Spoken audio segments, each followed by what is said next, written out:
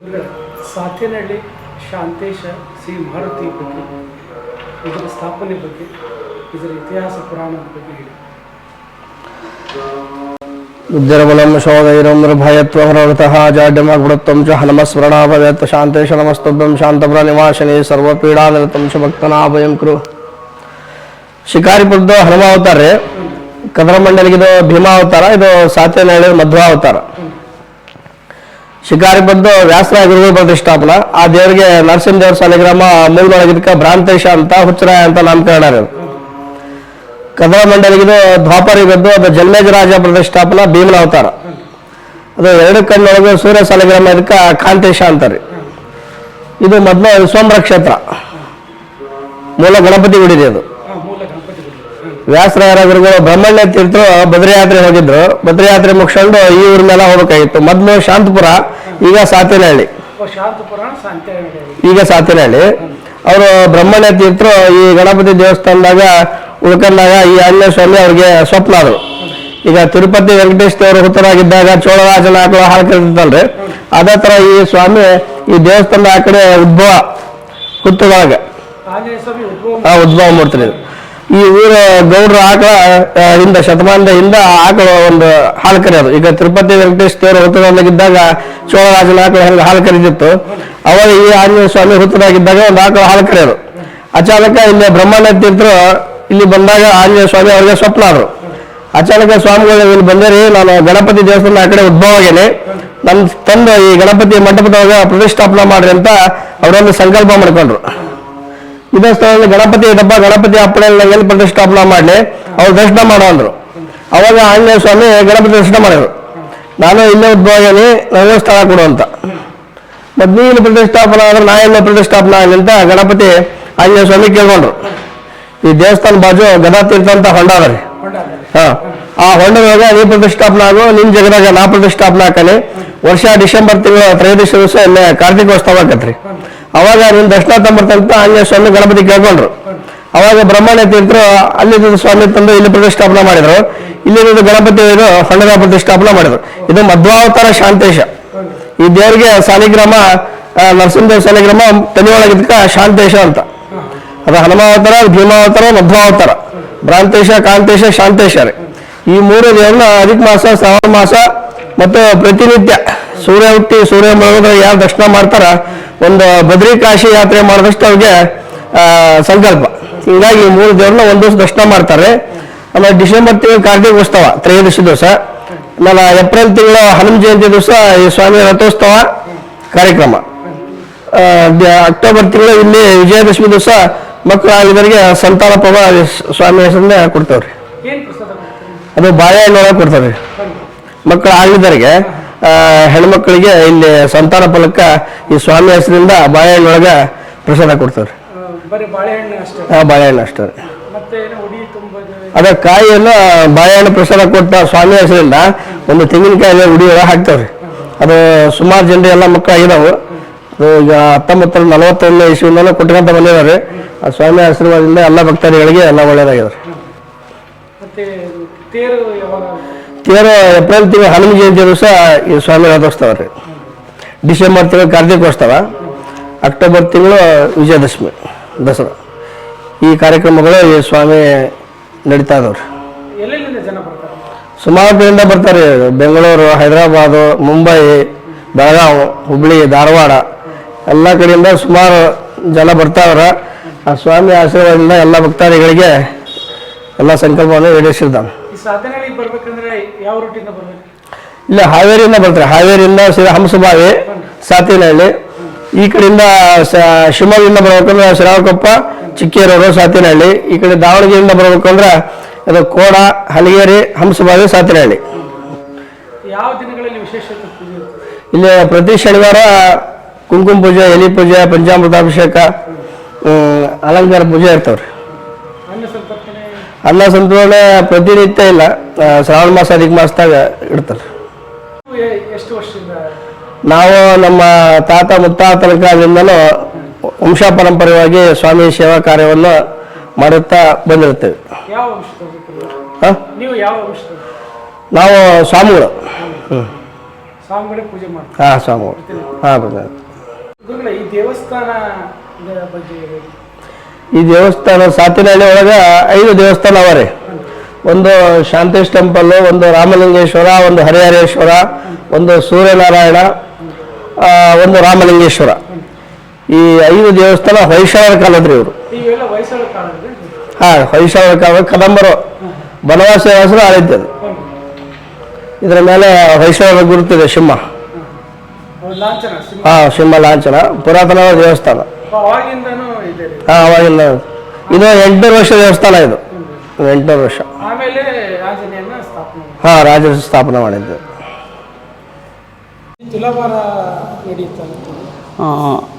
ಹೌದು ಸರ್, ಇದು ಸಾತಿನಹಳ್ಳಿಯ ಶ್ರೀ ಶಾಂತೇಶ ಸ್ವಾಮಿಯ ದೇವಾಲಯದಲ್ಲಿ ತುಲಾಭಾರ ಕಾರ್ಯಕ್ರಮ ನಡೀತಾ ಇದೆ.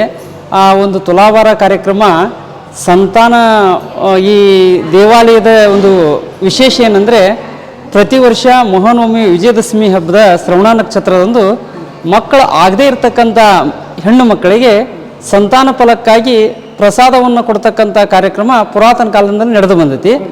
ಆ ಒಂದು ಪುರಾತನ ಕಾಲದಿಂದ ನಡೆದು ಬಂದ ಕಾರ್ಯಕ್ರಮದಲ್ಲಿ ಸರ್ವಧರ್ಮದ ಮಹಿಳೆಯರು ಸಹಿತ ಪಾಲ್ಗೊಂಡು ತಮ್ಮ ಮಕ್ಕಳು ಆಗದೇ ಇರತಕ್ಕಂಥವ್ರು ತಮ್ಮ ಫಲವನ್ನು ಆ ಸ್ವಾಮಿ ಹತ್ರ ಬೇಡ್ಕೊಂಡು ಮಧ್ಯಾಹ್ನ ಊಟ ಆದ ನಂತರ ಇಲ್ಲಿ ಸಂತಾನ ಫಲಕ್ಕಾಗಿ ಬಾಳೆಹಣ್ಣಿನಲ್ಲಿ ಸುಮಾರು 9 ದಿನಗಳ ಕಾಲ ಪೂಜಾವನ ಮಂತ್ರ ಹೋಮಗಳಿಂದ ಮಾಡಿ ಧ್ಯಾನದಿಂದ ತಯಾರಿಸಿದಂತಹ ಒಂದು ಬಾಳೆಹಣ್ಣಿನ ಮೇಲೆ ಕುಂಕುಮ ಲೇಪಿತ ಮಾತ್ರ ನಮಗೆ ಕಾಣುತ್ತೆ. ಅಂತಹ ಒಂದು ಪ್ರಸಾದವನ್ನು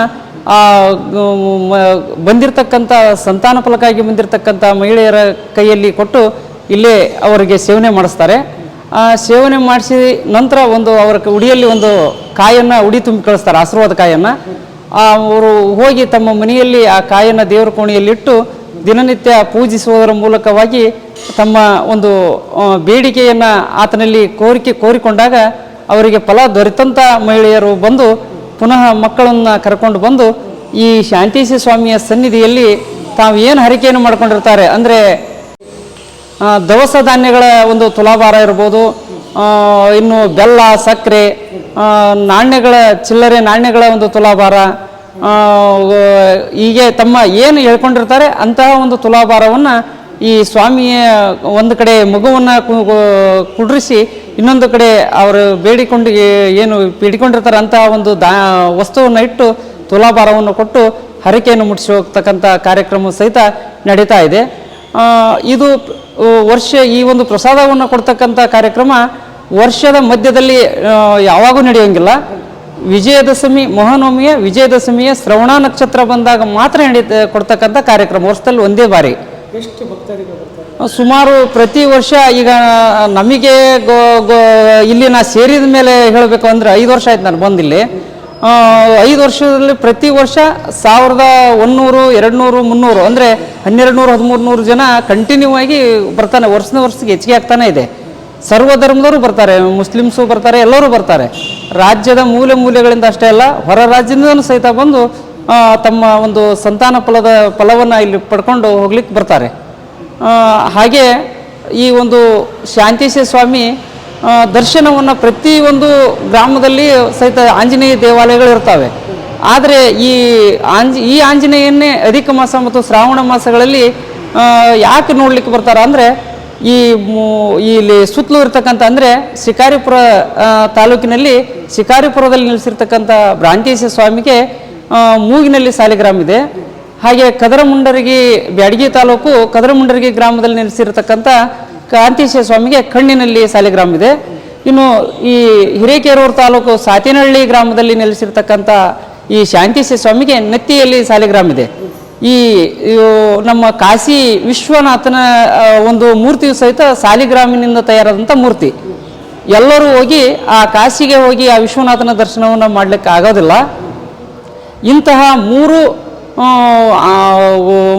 ಆಂಜನೇಯ ಮೂರ್ತಿಗಳು ಏನು ಸಾಲಿಗ್ರಾಮವನ್ನು ಹೊಂದ್ಯಾವು, ಈ 3 ಮೂರ್ತಿಗಳನ್ನು ಸೂರ್ಯ ಉದಯದಿಂದ ಸೂರ್ಯ ಹಸ್ತ ಆಗುವುದರೊಳಗಾಗಿ ಒಂದೇ ದಿನದಲ್ಲಿ 3 ದೇವರ ದರ್ಶನವನ್ನು ಮಾಡಿದರೆ ಆ ಕಾಶಿಗೆ ಬಂದಷ್ಟು ಫಲ ನಮಗೆ ದೊರೀತೈತಿ ಅನ್ನೋ ಒಂದು ಪುರಾಣೋಕ್ತಿ ಸಹಿತ ಉಲ್ಲೇಖವಾಗಿರೋದ್ರಿಂದ ಈ ಒಂದು ಗ್ರಾಮಕ್ಕೆ ಪ್ರತಿ ವರ್ಷ ಶ್ರಾವಣ ಮಾಸದಲ್ಲಿ ಹಾಗೂ ಅಧಿಕ ಮಾಸದಲ್ಲಂತೂ ಭಾಳ ಕ್ಯೂ ಇರುತ್ತೆ. ಇಲ್ಲಿ ಭಾಳ ರಶ್ ಇರುತ್ತೆ. ದೇವರ ದರ್ಶನವೂ ಸಹಿತ ಮಾಡೋಕ್ಕೆ ಅಷ್ಟು ಕಷ್ಟ ಆಗಿರ್ತದೆ, ಅಷ್ಟು ಜನಸಂಖ್ಯೆ ಕೂಡಿರುತ್ತೆ.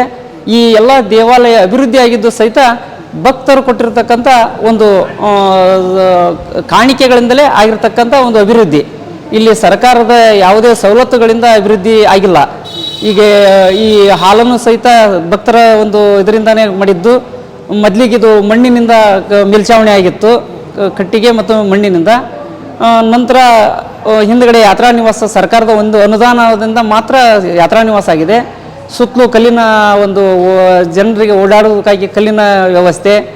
ಈಗ ಬಂದಿರತಕ್ಕಂಥ ಭಕ್ತರಿಗೆ ನೆರಳಾಗಬೇಕು ಅಂತ ಹೇಳಿ ಅಧಿಕ ಮಾಸದಲ್ಲಿ ಕ್ರೋಢೀಕರಣವಾಗಿರ್ತಕ್ಕಂಥ ಒಂದು ಭಕ್ತರ ಕಾಣಿಕೆಯಿಂದ ಈ ಮುಂದಿನ ಒಂದು ತಗಡಿನ ಮೇಲ್ಛಾವಣಿಯನ್ನು ಸಹಿತ ಮಾಡಿಸಲಾಗಿದೆ.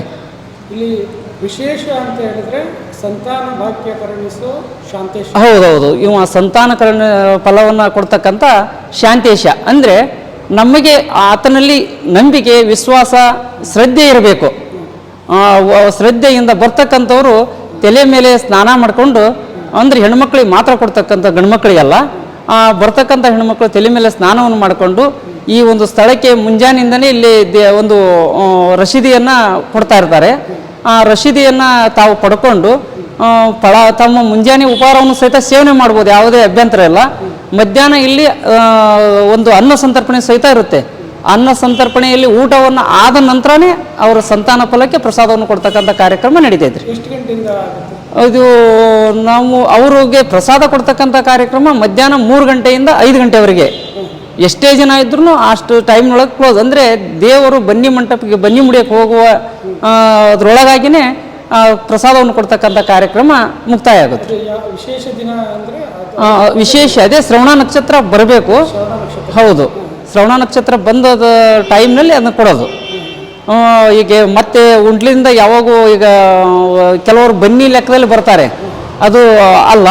ಇದು ಕೊಡ್ತಕ್ಕಂಥದ್ದು ಮಹಾನವಮಿಯ ವಿಜಯದಶಮಿ ಹಬ್ಬದ ಶ್ರವಣ ನಕ್ಷತ್ರ ಯಾವತ್ತು ಬರುತ್ತೆ ಅವತ್ತಿನ ದಿನ ಕೊಡ್ತಕ್ಕಂಥದ್ದು. ಒಂದು ದಿನ ಮಾತ್ರ. ಹೌದು, ಮಧ್ಯದಲ್ಲಿ ವರ್ಷದ ಯಾವುದೇ ದಿನಗಳಲ್ಲಿ ಕೊಡಲ್ಲ. ಬಾಳೆಹಣ್ಣಿನಲ್ಲಿ ಪ್ರಸಾದ. ಹೌದೌದು, ಬಾಳೆಹಣ್ಣಿನಲ್ಲಿ ಆ ದೇವರ ಧ್ಯಾನದಿಂದ ಮಾಡಿರ್ತಕ್ಕಂಥ ಒಂದು ಕುಂಕುಮ ಲೇಪಿತ ಪ್ರಸಾದವನ್ನು ಕೊಡ್ತಾರೆ.